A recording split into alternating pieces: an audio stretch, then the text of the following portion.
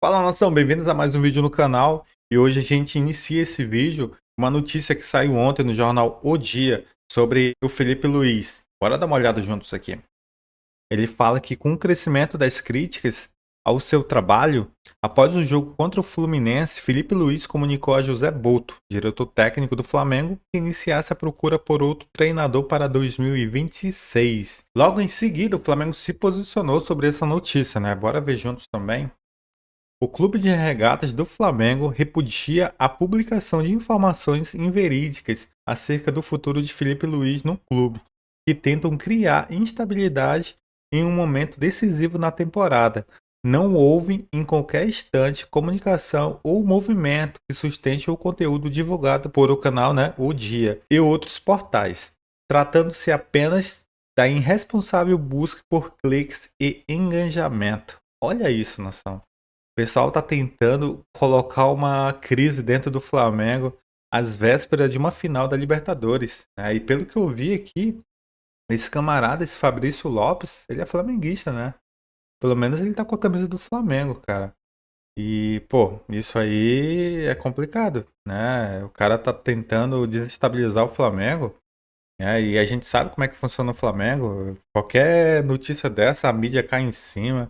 Já começa os burburinhos, né? Sacanagem. Inaceitável desse camarada publicar uma notícia dessa, né? O Pilhado também falou sobre o assunto. Bora dar uma olhada por aqui também. Sobre essa situação do Felipe Luiz, eu trago aqui uma notícia exclusiva que eu apurei agora com uma fonte fortíssima dentro do Flamengo. Muito confiável e que vai tranquilizar o torcedor do Flamengo. Saiu aí a notícia que o Felipe Luiz já teria dito para o Boto, autorizado o Boto a procurar um novo treinador, que ele teria desistido de renovar com o Flamengo. E a notícia é exatamente a contrária. E o que eu trago de novo, tá? Com relação a essa situação. Chegou nessa semana, nas mãos do agente direto do Felipe Luiz, a contraproposta do Flamengo. Então não tem nada disso. Tava na mão do Flamengo. O Flamengo essa semana agora, já entregou uma contraproposta, uma segunda contraproposta para o Felipe Luiz. E a notícia é: a negociação está muito avançada. É muito provável que haja a renovação com o Felipe Luiz. E dentro do Flamengo há uma revolta com relação a isso, porque vamos ser sinceros, se o jornalista que deu essa notícia, nesse momento, em fim de Libertadores, fim de Campeonato Brasileiro, se esse jornalista, se a fonte dele não foi o Felipe Luiz diretamente, o agente do Felipe Luiz, ou algum dirigente do futebol do Flamengo, a notícia é uma covardia. É uma covardia porque ela instaura uma crise no Flamengo, uma tensão no Flamengo, há poucos dias na final da Libertadores e faltando 4 jogos para o Campeonato Brasileiro, para o fim do Campeonato Brasileiro.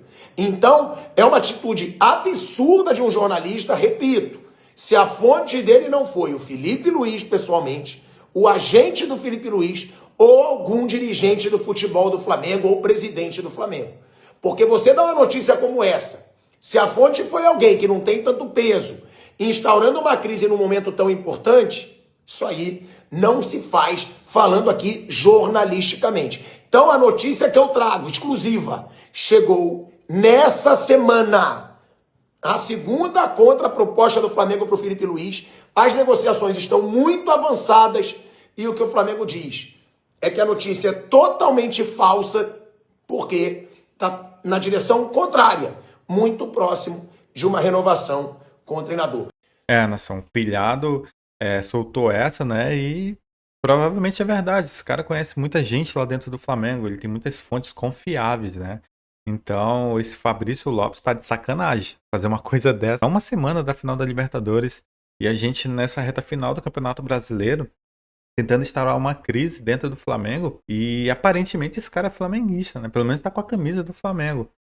Pô, tá de sacanagem, né? Enfim, mudando de assunto, a CBF divulgou ali os árbitros que vão apitar os jogos de Flamengo e de Palmeiras, né, nesse final de semana, né? Rodada bem importante. E eu separei um corte, crédito ao canal SPN Brasil. Bora ver juntos aqui. Marques, você sempre muito atento à escala de arbitragens, algo tão importante. Muitas vezes as pessoas dão um pouco valor na divulgação das escalas.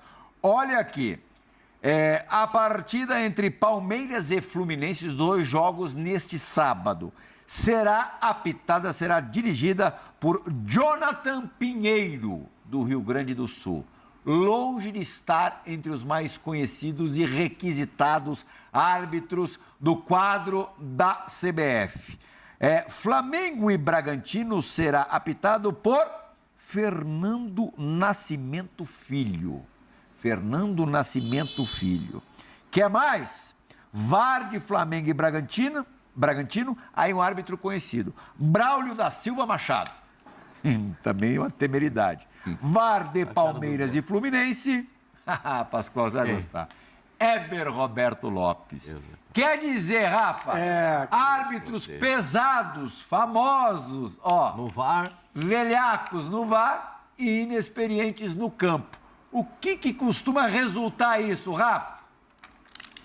E como disse meu amigo mestre Oswaldo Pascoal, dá ruim. Isso não dá boa coisa, não. Normalmente não é assim que as coisas resultam em algo interessante, positivo, não. Não é a primeira vez que a CBF faz isso, tá? Aliás, até tem algumas explicações no nosso site, espn.com.br, na reportagem assinada pelo Luciano Borges e pela Renata Ruel, explicando um pouquinho, né, desses critérios e dessas artimanhas, né, desenvolvidas para a escala dessa rodada. Tem 3 pontos aí, que não sei se ajudam a justificar, mas pelo menos explicam a decisão. Primeiro, preservar os mais experientes para os jogos que vão talvez decidir o título para um lado ou para outro, né? E aí eles não apitam agora para poder apitar mais para frente. O segundo aspecto é justamente tirar um pouco do vício. Porque você pega um árbitro que participou de muitos jogos do Flamengo, ou do Palmeiras, ou dos dois, ao longo da temporada, alguma discussão, algum quiprocó, alguma gritaria teve de um dos lados, que foram os 2 times que mais falaram de arbitragem ao longo de todo o Campeonato Brasileiro. E aí se você bota um cara mais inexperiente, esse cara não tem o ranço, né, de ter tido algum tipo de problema em situações anteriores. E o terceiro aspecto é porque eles estão no campo, mas lá em cima tem uma galera mais cascuda. Como a CBF está testando que o VAR decide mais do que o árbitro de campo, de certa forma, sentido faz, embora seja um perigo tremendo, né, Pregal? Então, Pascoal, a gente já tem uma certeza, né? Sempre que o árbitro for ao monitor nesses 2 jogos, ele vai concordar com vai aceitar, a decisão da Câmara. a minha observação é um pouco diferente de tudo. Um pouco diferente de tudo. Em alguns momentos do Campeonato Brasileiro, quem escala árbitro no Campeonato Brasileiro desafia a capacidade intelectual de quem acompanha o futebol. Desafia a capacidade de entendimento de quem gosta de futebol. Botando o árbitro tanto inexperiente para botar um VAR tão experiente. Então, pô o VAR para apitar o jogo.